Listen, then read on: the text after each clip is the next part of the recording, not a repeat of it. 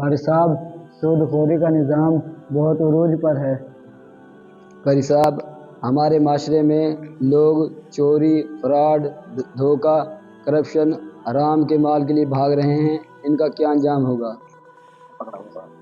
آپ صلی اللہ علیہ وسلم نے خواب میں دیکھا کہ ایک نہر ہے اور وہ نہر گرمی کی وجہ سے ایسے کھول رہی ہے جیسے آگ پر ہنڈیا جو ہے کہ کھولتی ہے، اور اس نہر میں ننگے انسان ہیں اور اس نہر کے کنارے پر فرشتے ہیں جن کے ہاتھوں میں مٹی کے ڈھیلے ہیں، اور جو بھی شخص اس نہر سے نکلنے کی کوشش کرتا ہے تو فرشتے زور سے اس کے منہ پر وہ ڈھیلا مارتے ہیں، جس کی وجہ سے وہ نہر کے تہ میں جا گرتا ہے۔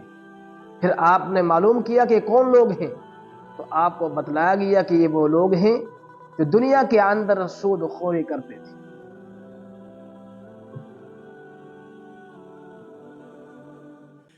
یہ ہے حرام کمائی کا بدترین وبال۔